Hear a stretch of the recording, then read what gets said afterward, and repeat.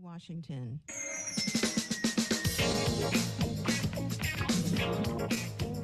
Oh, yes, indeed. You are now listening to Darker Than Blue on WPFW in Washington, D.C. I'm your host, Sean Blackmon, here with Jacquie Luqman, Hey, and we y'all. are your number one source for struggle, socialism, and soul. And I want to welcome everyone to today's show. It is Friday, January 6, 2024.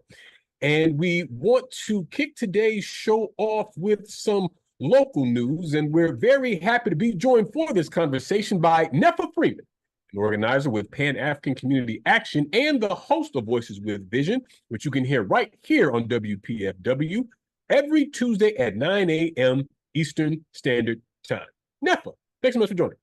Thank you for having me. It was used to be under other auspices, but now I'm glad to see y'all part of this family, PFW family, with us. Absolutely. And Netfa, today we wanted to talk about this proposed omnibus crime bill that seems like it's gotten approval from the DC Council. And like so many crime measures that we see put forth in DC, I mean, it fundamentally seems like a racist attack on the poor and working people of Washington, D.C., or at least what's left of those communities. So I was hoping you could help us understand some of the context of this crime bill, what's in it, and what you see as its potential impact. Okay, yeah. So this bill was introduced by Councilperson Brooke Pinto. It was earlier this year, and then was passed unanimously first by the DC's Council Committee on the Judiciary and Public Safety. Now, one of the things that I think is important, and it has a whole bunch of provisions that we should be very wary of, like anti-mask wearing, provisions that claim that if you're, wearing a mask and for the purpose of committing a crime, it's a lot of vague things. There's stuff about collecting names of people who are jumping in terms of the metro, and taking their names. And if you refuse to give it, then you'll be subject to arrest.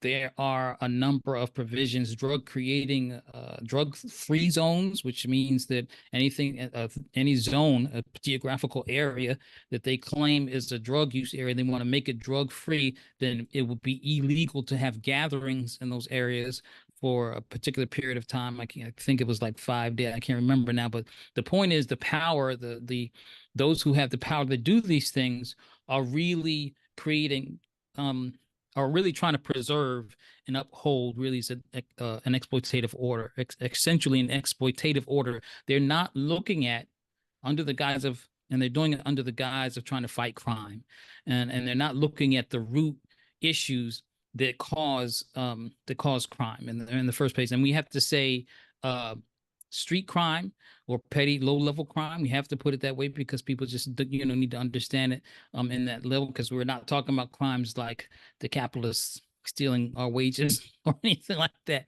And those are not even crime. They're not felonies right there. And so we're a Pan-African Community Action, and we're developing a paper on it right now. And we just had a Status Shakur study group session on it last Wednesday. We see this as an outgrowth an outgrowth or manifestation of the fact that we are a people, particularly Black working class and indigenous people, non-white people in the DC area, are a colonized people. We're occupied.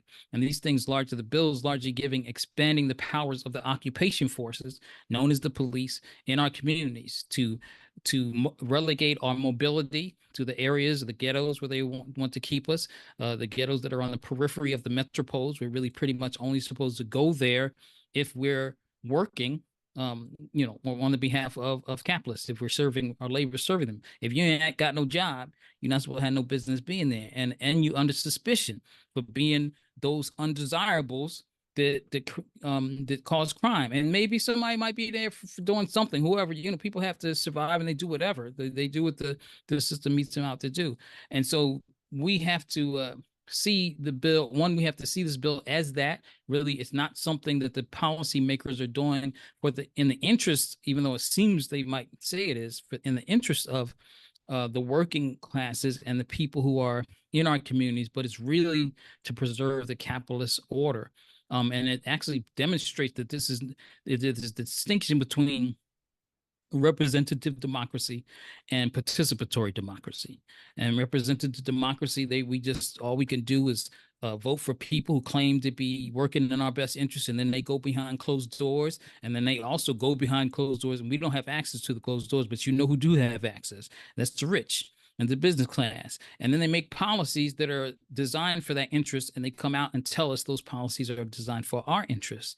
So things that are the root causes of the street level crime, I mean, like you could say, just unemployment and displacement and all of these things that are the root causes of the crime are not addressed. And that, we know what it is. If people don't have food insecurity, then you feed people. These are the things that capitalism won't do, because it will, it undermines its interests. It's more like socialism, what y'all like to talk about. Yes, it's a scary S word. You know what, Netfa, you talked about, the capitalist class and the petty bourgeoisie elements behind these tough on crime initiatives. What's the significance of a council member Pinto being the one to introduce this bill? What ward does she represent in DC, and why is that really important in the provisions that are in this bill, which many of them which actually are not new? Well, Pinto is in Ward 2, I believe. This is Ward 2. And this is not where our people are. And it's pretty much a business, and kind of much a business district. It's like really, it's all downtown. It's like where are we now? Yeah, are we in Ward 2 right now? I'm sorry, I'm at IPS, just to let you know I'm at my job. So I guess that constitutes Ward 2. But this is, this is where the fundamental interests are. She doesn't care about what's happening across the, the east of the river or anything like that. And so anything that she designs is really going to be predicated on her purview of what's in the interest of that class, the business class. And so there's not really going to talk about, so for example, if we were to, so this is the significance of it. It actually demonstrates that we are not empowered to implement, to come up with, implement, and protect the policies and programs and ideas that are in our favor, that come from us. They come from people that have other than our interests as working class and people, and also Black people, because and I want to just say Black people. I don't like to just, because there's other people besides Black people that are non-white people, but also particularly essentially there's the working class and working class non-white people. It's what constitutes the colonized class in the settler colonial situation. And so the significance, to answer your question, the significance is that it demonstrates to us that we have to be fighting for power, and we have to be fighting for, and where I was going, really the difference between representative democracy and participatory democracy. Bills like this, and also the media and everything, make us believe that we don't have any other choice but to put our trust in these policymakers. But there are other systems, where people can come together in assemblies and hash out things and identify the problem. It undermines what we should be, what is known as informed consent. Informed consent is the condition where the people who are impacted by a particular policy or program actually understand the implications of those programs. They understand the alternatives of those programs, where there might be a better alternative or not better alternative. They know all of this. So when we see the news, and they put the news in front of, the microphone from somebody's face that really is of us, but may not be as informed to the inherent nature of capitalism, the inherently exploitative nature of capitalism that marginalizes people and then they are going to support the bills and the ideas that come from the ruling class. But that's an uninformed idea. And so we're getting consent, but it's not informed consent. And so we have to be able to, informed consent means we all come together and we look at this thing, turn it over, and are able to implement and enforce those things that we come up with. Yeah, definitely. And, the question of class in this, Netfa, is so important, especially in a city like Washington, D.C., that has this reputation of being quote unquote progressive, and a city government that has a reputation for being supposedly progressive. But in reality, particularly when we talk about the rapacious process of gentrification and displacement, we see that the interest of poor, working, and oppressed people in this city are almost always cast aside for the sake of profit in ways that you've laid out so far in our conversation. And I got to say, maybe this is an aside, but I'm actually not surprised to see this from Brooke Pinto. I mean, not that long ago, I saw a video that some folks had published where they approached Brooke Pinto asking about, whether she would demand a ceasefire with Israel's deepening genocide in Gaza. And her response was something like, well, that's not in the interest of, people in my ward or people in DC. Now, never mind the fact that $15 million comes from DC that goes to Israel every year. But this is the kind of dishonesty that we deal with these so-called progressives. And also, I saw a really interesting quote, swinging back around specifically to the point of this omnibus crime bill. Excuse me. I was reading in the Hilltop, which is the student newspaper of Howard University, and they were writing about this, and they quoted Fatima Nair, who owns Mama's Pizza Kitchen in Southeast DC, which is a longtime restaurant in Southeast for those who may not know. And I thought it was interesting what she said. She said, quote, "I've had many robberies at my establishment, but nothing will change unless people have some kind of hope. They have no direction. The whole system is making this happen," talking about crime. So I'm not blaming anybody. The council members think they know, but they don't. So Miss Nair, someone who has been the direct recipient and who has been a victim of the very kind of crime that this bill seemingly seeks to address, is pointing out how ineffective it will be if implemented, because it doesn't address the fundamental issues facing poor, working, and communities in Washington, D.C. at a systematic level. But whenever this issue comes up in this town, and it does rather often, the deeper issues undergirding all of these things rarely get discussed. That there's never any discussion about the alleviation of poverty, or the raising of wages, or the improving of benefits and healthcare and people like this. All of these things that would have a direct positive impact in addressing crime always gets glossed over. But the response in DC, as we often see across this country, is always putative and is always focused on further empowering the police and the mass incarceration state to try to jail the social problems that are wrought by the capitalist system. You know what I mean? I mean, I think there's a few things what you said makes me think of, and I can't remember. One of them was the very first thing when you mentioned Pinto's quote, and about it not being in the interest of, she said, her constituents, in the interest of DC. Now, and one level, I know you're right when you say dishonest. I agree with you. There's a level of intellectual dishonesty there, and I think what also comes with intellectual dishonesty is a psychosis of denial. It may not be a conscious denial. They really can't conceive. They don't see us as people. That's for one thing. So, in the interest of people in DC, well, we're not people.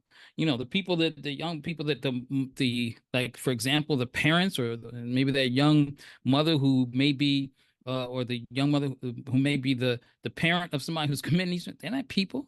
But in fact, they'll say, well, you need to do something with your kids. Part of the problem is you, right? But then the other part of the reoccurrence and the re-implementation of crime bills, the use of them as punitive measures that really inherently expand the powers of police and expand the powers of the what's it called when you the judiciary, the courts and all that kind of stuff. I'm sorry, my brain is, the crime bills always do this. They're not just on the local levels, though. They're also on the federal levels. 1968 crime bill, 1994 crime bill, and they're always a response to their reactionary response to the reoccurring deteriorating conditions of capitalism. They can't admit, they can't change the system, so they redo these things. And then sometimes they'll implement a lot of reforms to like a pressure valve. And those reforms are usually in response to us, mobilizing in mass and making political acts, even if it's burning down the city, burning down. Remember the Kerner Commission report and all that kind of stuff. They know what to do. That's where your dishonesty comment comes in. I mean, is spied on observation comes in. But at the same time, they live in a different world. The purview that exists for them is different, and that we have to begin to actually see what we need to do is organize the people, and that there's also, and I'll stop here. There's also these bodies. There's not a democracy really, and that's where our people get the illusion. We think there's democracy because we can vote, and that what I remember, Deruba Birmahad, our brother, he calls it democratic fascism, and I don't know if he coined that himself, democratic fascism. But what is referring to is a couple things. Is where the voting, those who preside, we get to vote on who presides over our oppression, pretty much. We're not voting for anything. And there's another aspect to it too.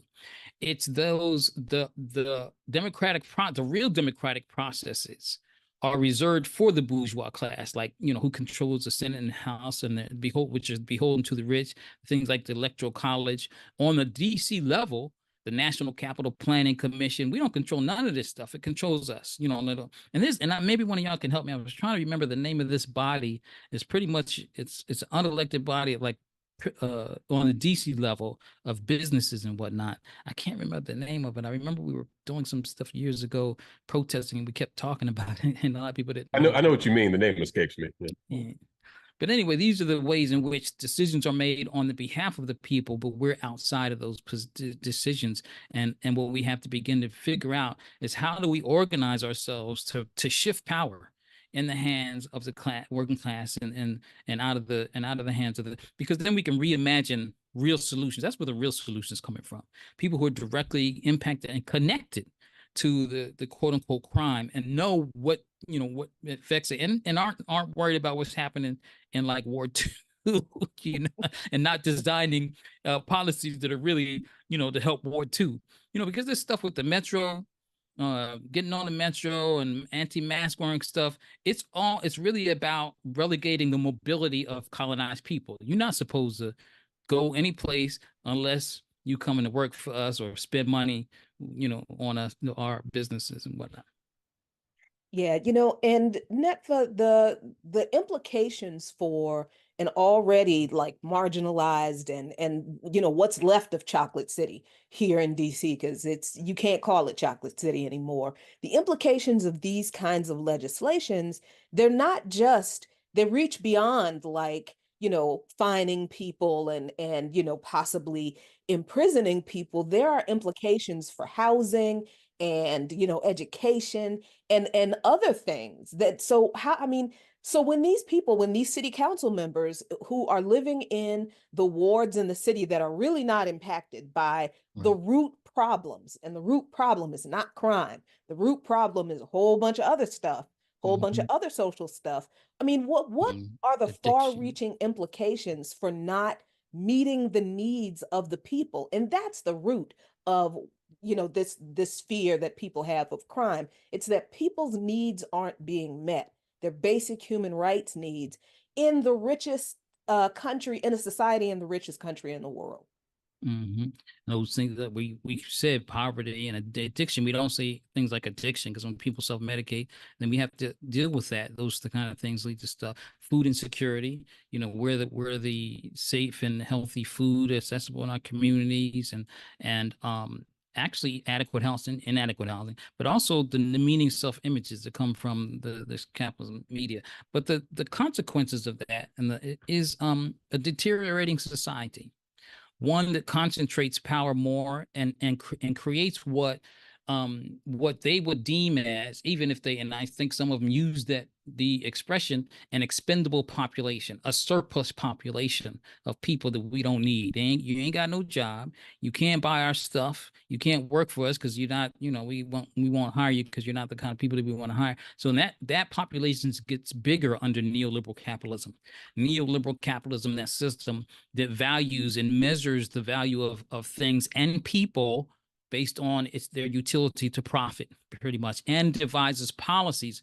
I see neoliberal capitalism. They always say capitalism is the laissez-faire, where just let the government, the market do things. Well, neoliberal capitalism says, now we're going to actually do stuff with the government, implement policies to give more, to the capitalists and whatnot. So it's almost a contradiction or hypocrisy in that sense, the implementation of austerity and all of these things.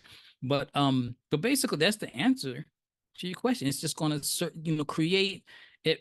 It further exacerbates the things that it claims to be wanting to solve. Yeah, Nefa, I know that there have been local groups here in Washington, D.C. that have been doing a lot of work in organizing around this issue. And so I was hoping you could talk about what the fight back against this crime bill has looked like, and how important that aspect of organizing is in really addressing these things that clearly will have the potential to have a negative impact on a lot of people. Mm-hmm. Well, I'm an organization, Pan-African Community Action, known as PACA, and we know and we understand that community control is important in order to recognize the power, the shift in power that's needed.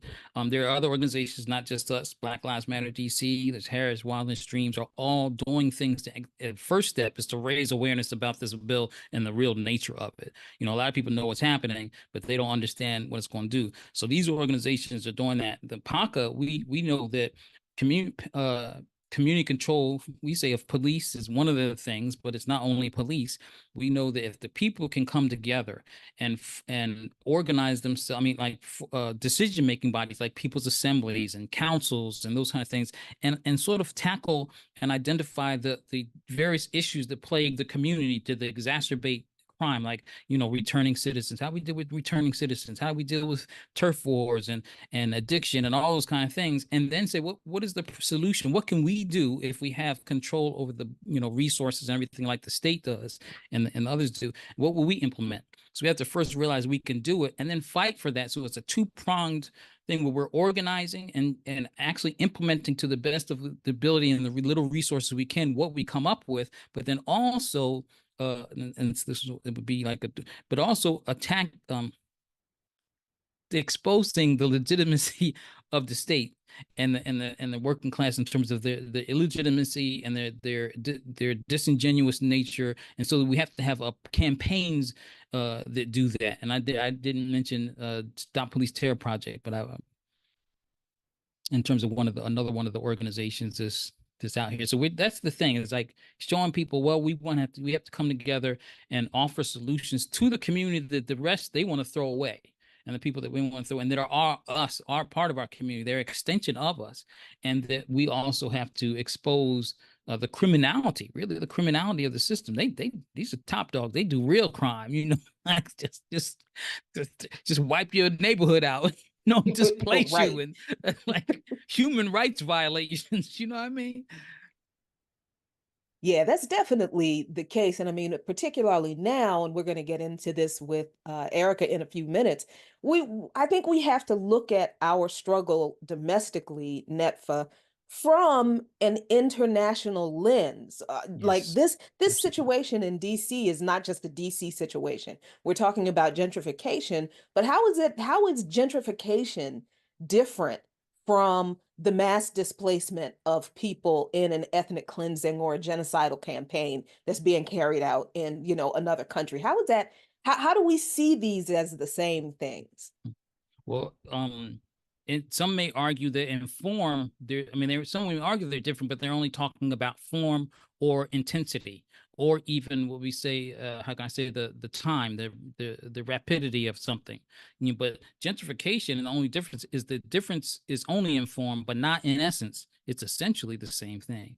It's essentially racist. It's essentially colonialism and imperialism, and that they all involve agents that will kill you and enforce, their laws and like you see, because it make me think of, obviously everyone's talking about Gaza right now, Palestinians, and the IDF and the police forces in Israel train with the police forces in the United States. I mean, they share, they're both settler colonies, but they're also both capitalist. Everything's capitalist, so it doesn't even have, even if it's not a settler colony. So the thing might be, you might have, like, in Haiti, there are a lot of people who are forced to migrate because of the the conditions there, exploitative conditions there, intensification, and also the the essence of it is the propaganda against it, the disinformation about what is a central issue is the same for all of these places. So whereas right now in Gaza, Israel's been doing this campaign of bombardment and everything in this kind of period of time, but it goes back 75 years. And in the US, this look, there's the genocide of indigenous people and the movement, and even you could say the slow genocide of our people, of Black people. All these things are essential to what this means, and it's the only difference is how fast it's going, and maybe the overt nature of it. Yeah, enough. We got about 5 minutes left, and I actually wanted to get your opinion on, and you talked about this some, but this whole ski mask ban, because it's not just we're seeing this in DC. This is something that is spreading more and more across the country. I think it became law in Philadelphia recently, and I've also seen reports of it being considered in Atlanta. And it's pretty absurd because obviously there's nothing inherently criminal about wearing a ski mask. Wearing a ski mask does not mean that you are about to commit a crime. If you live in a city like DC or Philly, where it gets rather cold, you're probably just trying to keep your face warm. But when you consider that these types of ski masks are generally popular, particularly with young Black men, That's right. I think it really sort of shows what's really happening in terms of how this is being used to criminalize poor working and oppressed communities, and just the very obvious racist way that sort of thing plays out. I think it is pretty clear. But like, how do you see that aspect of it? Because the fact that that's even included and that's becoming more and more of a thing here in the U.S., I think sort of shows a troublesome pattern.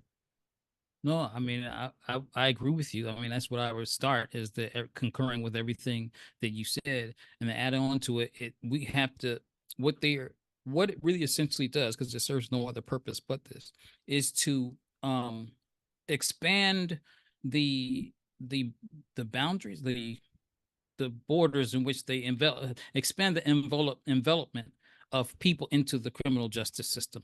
And it gives the police, again, powers to deem somebody suspicious, what they call articulable suspicion. If you have if you have articulable suspicion, then they can jam you up for having this mask, which means what it basically means is giving the police more flexibility to to identify and deem someone is a criminal. And then these are these law terms that really just mean, oh, they got to at least be able to explain and justify what they mean. Well, there's still a whole lot of wiggle room in there. He was doing this and he made this motion and whatnot. And It doesn't really, these are things that don't add to or help identify an offense, so to speak. I'm trying not to use the word criminal because I just hate the way that. So, for example, somebody's going to do something that's against the law, steal a purse, steal whatever, steal from a store. It doesn't increase the damage of that act because they wore a mask. And it doesn't, so it doesn't really do anything. And if somebody does something that is against law and harmful to other people, the act itself is not increased in severity. In fact, the language actually suggests that it does. But it kind of implies, some kind of, like fear, you're inducing fear or something like that. And so it's really, like you said, it's really criminalizing and casting a sort of how do I want to say, not just propaganda, but like a stereotype, a trope on people who are doing that. And like you said, there's a lot of young people just wear things, it's the thing to do, whatever. And then we're still in a pandemic, quite frankly. It's right now, it's a spike. Some people, and I don't think I could be wrong, do the provisions exclude masks with like a surgical mask or N95 mask. It does do that. I don't think it does. I don't remember it Yeah, being I don't think Sure. it does. It right. doesn't But make even a if it distinction. did, sometimes people just put another something else on top of it. You might want another layer of protection, or you might think it looks better than the surgical thing. Whatever. It's really, like you said, really just nothing except for expanding the their their spread of who they can cast in their net of criminality. Absolutely. And my friend, this is the same kind of sharp analysis that you can hear every Tuesday at 9 a.m. on Voices with Vision that is hosted by Netfa Freeman. Netfa, thank you so much for joining us. Thank you. Welcome to the airways with us. Absolutely. Appreciate you, brother. Peace. Peace. Peace. Yeah, and Jacquie, as we wait on our next guest, when we talk about community control of anything, it's really all about a question of power, because it's the state that so often uses that power and has this monopoly on violence that allows these sorts of crime bills that can completely ignore the issues of our class and further empower these bodies of the state, like the police, the prisons, and the courts, to brutalize, and I think in this case, push out whole communities of people. But be that as it may, I want to introduce our next guest for today. We are joined by Erica Ryan, coordinating committee member and coordinator of the Baltimore Citywide Alliance for the Black Alliance for Peace. Erica, let's join us. Peace, peace. You hear me okay? Absolutely. Well, Yep, loud and clear. Oh, yeah, we can hear you. And Erica, we appreciate you joining us today because we wanted to discuss the recently released decision by the International Court of Justice on the case that South Africa brought on charges of genocide against Israel.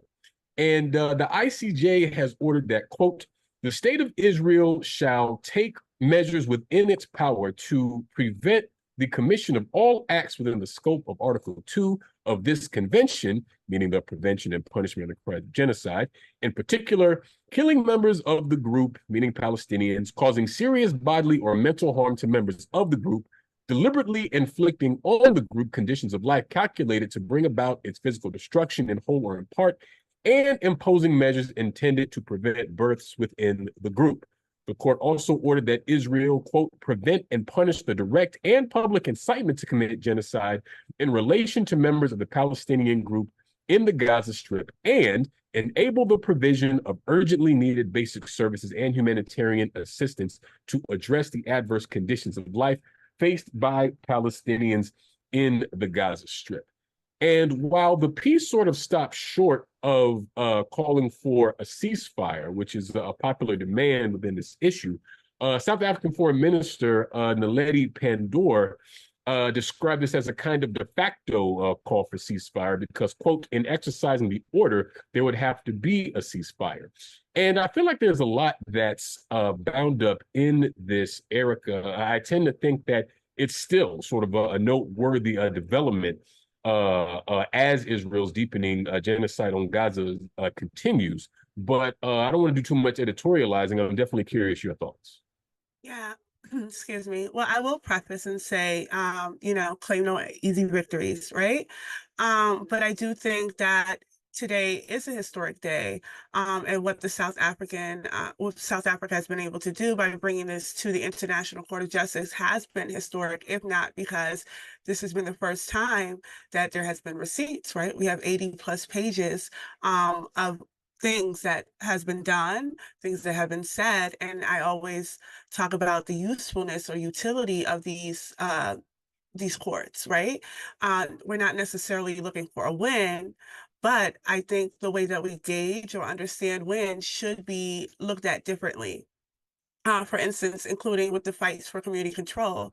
If we are agitating a community around that particular fight and we don't win, but more people are aware of this fight and more people have joined into that fight, is that a loss? And I think that that's really what the ICJ case has really emphasized, because in the demand that Israel stop killing civilians and destroying civilian infrastructure and medical facilities, they do stop short of calling for a ceasefire, but I do think that folks should be wary of the sort of narrative that we see with the New York Times or even MSNBC today, where they are harping on that specifically, right? Because I think it aligns with the sort of policies that we have seen with the Biden administration, where they are pretending that they are, he's secretly talking to Netanyahu in the background somewhere and condemning him, but we don't see it front, face front or a front facing, excuse me, rather.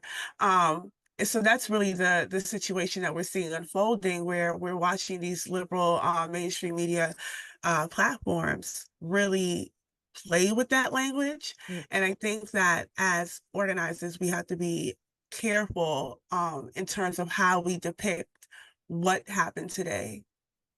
Yeah, I think that's really important to highlight because what we see happens so often, Erica, when information is shared over social media, people don't actually read the document, right? So they carry a narrative that they heard from someone else, and they don't have the details right. So I think that's what kind of happened a little bit with the ICJ announcement. There's the time difference. Like when I woke up at 9 o'clock this morning, the announcement was already out because of the several hours. So I literally didn't have time to read the document until later on in the day. And then I realized, okay, the fact that they didn't specifically call for a ceasefire doesn't negate the fact that in their document, they demanded that Israel stop all genocidal activities, meaning stop. They literally said, stop killing Palestinian people, stop blocking humanitarian aid, stop destroying infrastructure. And a little bit of clarity, well, actually, a lot of clarity was provided by Ali Abunimah, who was one of the co-founders of the Electronic Intifada. And he said, a ceasefire is what you demand in an armed conflict. In a genocide, you demand an immediate end to all genocidal acts. And that's exactly what the ICJ ordered with immediate effect. And he said, please stop helping Israel spin its historic defeat as a win. So understanding that maybe we kind of got some of the narrative wrong earlier in the day, that because they didn't call for a ceasefire, maybe this wasn't enough. Now that we understand this a little bit better, how big of a PR loss, and ideology, a chink in the ideology armor that the Zionist entity has been able to prop up, how big of a deal is this ruling to dismantling the Zionist state? I mean, it's not going to happen tomorrow, but how big of a step do you think this is to getting to that point, Erica? Yeah, I think it's huge. Again, when I noted that this is a historic case, to even have taken it to the ICJ, 80 pages that people can read for themselves and see and touch and feel, and know that these things are actually happening. And I think in terms of the utility of what we saw, certainly they did not call for a ceasefire in those exact terms. But then, if they have named that what's happening to Gaza and what Israel is doing does fall under the Genocide Convention in 1948, that they do recognize that Palestinians have a right to be protected against that, what does that mean then for the US to instill arming, right? So I'm always thinking about, how do we use these situations? Mhm. Well, if the demand right now, the prominent demand right now in the US is to call for ceasefires, and we're seeing these states and these city councils not budge, then we could take the ICJ case and say, well, they clearly said, and That's right. as a court, that is not really their place, because Hamas technically is not a state, right? So they can't Right. jump in and Mhm. deal with that conflict directly, but you can. and you can force your Congress to, and you can make the president, you know, so we can use this moment to revisit the UN SC or the UN Security Council and push for this in a way that we weren't able to before. And this is if you are using the ceasefire as a prominent call in your organizing right now. So I don't think that any of these things is invaluable, right? And I do find an issue with the way that these tools are sort of brushed off. Um, because I think that they are seen as some sort of belief in a system, right? I don't think anybody believes in these courts. I think there's a particular strategic and tactical understanding about the use of these courts. Similarly, if we were to, you know, charge for genocide, which we have, right? And then even more recently in 2021, there was another charge for genocide. And it's not to say that there's any expectation that the ICJ was going to go in and you know, stop Israel, but it is to say that we now have more leverage to put pressure on the people that we voted in as constituents to make them react in the way that we would like them to react. Yeah, and when you talk about the strategic and tactical value of these types of institutions, Erica, I think that's very important, particularly as organizers and as a movement. And I think that's why it's important that people do see this as the historic event that you describe it as, and as the victory that you describe it as. Because, yeah, the ICJ is not like a revolutionary guerrilla military unit that's going to put boots on the ground and go and free, Palestine all on its own. And I think we've got to remember that it has been the steadfast resistance of the Palestinian people and the global solidarity movement with Palestine that has even made something like this possible, in my opinion. And then to have South Africa, of all places, be the country that brought this case. And, South Africa, of course, is a living historical example of how apartheid states can be defeated, about how they are not invincible. And I think it's noteworthy that apartheid South Africa also had the full support of the United States government until that support became untenable. And that brings me to the question of how this reflects on the internal political situation here in the United States. Of course, over the last 100 or so days, every week, people in cities and towns across this country have been hitting the streets in solidarity with Palestine in mass numbers, including in places where Palestinian solidarity hasn't ever really been a thing. You know what I mean? And this has reflected very poorly on Joe Biden. I mean, folks probably saw the latest disruption. According to reports, he was disrupted about 13 or 14 different times in one sitting. And, by the end of it, he sounded like a flabbergasted cartoon character. He's like a humming. He couldn't even form a coherent sentence. And so, and as we get closer to election time, with his popularity and poll numbers dropping rapidly amongst Black people, amongst young people, I mean, he can kiss the air vote goodbye completely at this point. I mean, states like Michigan and others, I mean, he just doesn't have a shot. And so U.S. imperialism's insistence on supporting the Israeli apartheid state has sharpened the contradictions here inside the U.S. and could very likely have a serious impact on the sort of near future of politics in this country. But how do you sort of see this issue reflecting on the domestic side of things? Yeah. Well, before I answer that, I do want to briefly say, in terms of contradictions with Azania South Africa, particularly, is that the fundamental struggle was about settler colonialism. So while they won the apartheid struggle, the fundamental issue of settler colonialism still remains. And I think that that's why it's really important that we've seen that South Africa has taken this charge, because South Africa also has its own internal contradictions that it has to deal with. But it also speaks a lot to what actually is the contradiction of Palestine, because people do often repeat that it is a apartheid state, but it is a settler colonial state with apartheid practices. And we have to be really, really clear about that, because Israel is a settler project with apartheid laws and racialization of Palestinians, and normalized violence. And that is what we are seeing the resistance actually push through and try to, create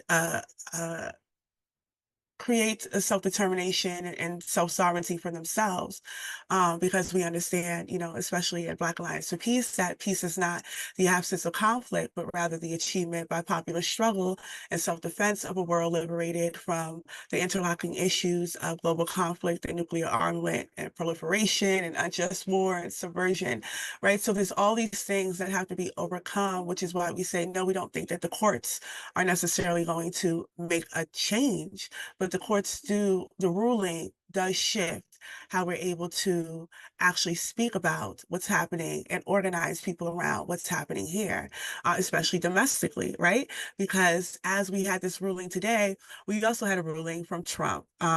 So he has been, they made there's several cases, right? But the one with the woman, they just came back with the ruling for that. I have not gotten a chance to see it because I hopped on here, but this is what's taking up the news cycle. So the ICJ probably received 5 minutes of, oh, by the way, this happened. Oh, but they didn't say ceasefire.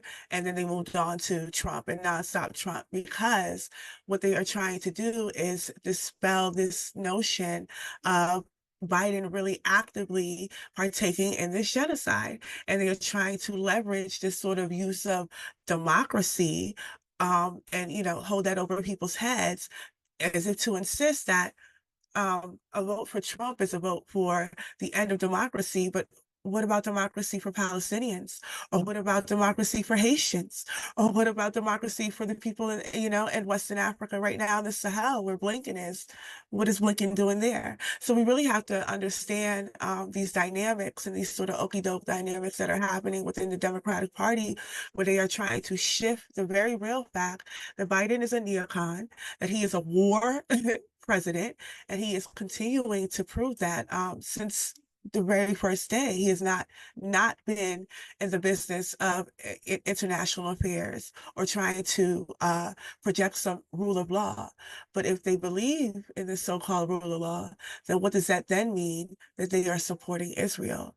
And I see that the Arab community in Michigan have been able to form this political bloc challenging these real issues that Biden is standing on about this so-called faux democracy that he is trying to defend, that really is a bipartisan way of how they have always interacted and supported Israel, right? And I think what we're seeing is that all being put people are having to face with that reality, right? Because they can no longer say Trump is the worst. I mean, they're trying to. That attempt will never stop, right? It's liberalism, but they can't. It doesn't hold weight, and it's continuing to lose any sort of foundation, and we're seeing that in the poll numbers. Yeah, and I'm not even going to talk about the court, the ruling for Trump. Y'all just gonna have to look that up yourselves to find out what happened there. But I do wonder, since I hope people understand now that this ruling from the International Court of Justice is like literally just the beginning of the adjudication of these, now that they have validated the charges of genocide against Israel that South Africa brought in their case. And what that means is now the ICJ will actually go forward with hearing the case. This was just like, I don't know how you would equate it in the American alleged legal system, but this was just like approving the charges. This was not, trying the case of genocide against Israel, but the court has determined that because the charges are valid, there is merit to the charges that South Africa brought forward, the case of genocide against Israel can now go forward. So this is literally just the beginning of a process, an international legal process that could take years, right? And this is also, I think, the beginning of a couple of other countries also now taking a cue from South Africa and saying that they are going to bring the US and the UK and now Germany before the ICJ for enabling genocide in the many ways that they have. So I'm thinking about the way we organizers and people in the streets approach the conversation about Palestine now with the legitimacy of the claims of genocide against Israel now validated by the ICJ, even though Biden has said that he's not going to pay any attention to the ICJ, and Netanyahu has said that they're not going to pay any attention to anything the ICJ says. How does the way we communicate this continued fight change? And do you think the way the media handles us in this fight with Palestinians differently? Does any of that change, do you think, Erica? Yeah, it's certainly changed. You were thinking of a pretrial hearing. Right. Right. Yes. And that's essentially what this was. And I also think that that's important that people really understand that, right? Because nothing definitively came down except that they can move forward. But again, this could take years. But I think it matters that they have said that no, we think there's enough evidence here, because that also validates organizing being able to use the evidence presented to say this is what's happening, which I think we should be using. But I think in terms of like how organizers should approach this or use this, should always be led with, well, what is your objective? Um, if you're calling for a ceasefire, if that's your objective, then your tactic changes, your strategy changes. If you're trying to use this to put pressure on particular governments to, stop supporting Israel in whatever kind of way, then again, your strategy and tactic changes. But I do think that this provides a particular usefulness for us in ways that we have not had before, and the ways that we are able to discuss Israel and Palestine, and the legitimacy of it, is validated. And I also think this, in addition to what Hamas has released, really is substantial in terms of how do we set up the conversation, right? Because I think that they've given us the PE, they've handed us the PE, right? So we don't necessarily need to reinvent the wheel. They've given us the talking points to use. And I think that we should be using those points. We should be saying no to normalization. We should be using or thinking through really comprehensive uses of boycotts, right? Not these sort of individual calls, but things that really have strategic use. And we can see tactics, or we can develop tactics using the court case and also what Hamas has released, which I do recommend that people read because it does give a sort of historical background to an understanding of why this would have occurred, and that this did not start October 7th. And then you can see from the ICJ case, where it takes off from a point of October 7th, where you can see, okay, so they really upped the ante since. So this is a real case of genocide that we need to really be taking seriously. And then also, to the question of how do we move as African people, right? How do we understand this moment? We always have to remember that if we're saying that Israel is committing genocide against the Palestinian people, specifically in Gaza, but then also in the surrounding areas, we're seeing them spread out in the West Bank, and the surrounding occupied areas. We also have to be cognizant of that the IOF trains with our police departments, right? So what does it mean that they can very well do this so swiftly and easily to Palestinians, and they're training the police? And we have to look at the tactics like the knee on the neck that happened to George Floyd as tactics that have come from this training. Or why is Israel so dedicated and so, forcefully trying to make their way into the AU as observers? What are they doing there? Or why is Israel in Haiti? Or why is Israel in Colombia? Like, these are questions that we can really start investigating and interrogating about the Zionist state and its collusion and interlocking interests with the West, but more specifically the U.S. Absolutely. And, Erica, I appreciate you connecting the Palestinian liberation struggle with the Black liberation struggle here in the United States, which has a very material connection because we continue to see these sort of questions of, well, why should Black people, protest for Palestine? Why should we care? Some of these arguments, oftentimes quite dishonest in and of themselves, if not downright reactionary. But the fact of the matter is that imperialism abroad is connected to oppression and exploitation here inside the U.S. Also appreciate you raising the boycotts and such, because I see a lot of well-meaning people really harping on these individualistic actions while not really considering the strategic and tactical points that you're making. And the same thing for these sort of, loose calls for general strikes and things like that, as if this is something that we can just will into existence. I mean, that this is something that would take an incredible amount of organization that simply isn't present at this time in the US. Now, it's not something that's impossible. But what I want people to understand is that this energy is better directed into actual organizations that are working and organizing around Palestine and all of these other issues. And it's that collective struggle that is going to really make the change that we seek, and not the actions of self-selecting individuals. But we want to thank Erica Ryan so much for joining us today. Also want to thank our other guest, Netfa Freeman, for joining us today. That's going to do it for Darker Than Blue here today. Please join us next week for an all-new show. We will see you next time. Peace. Peace.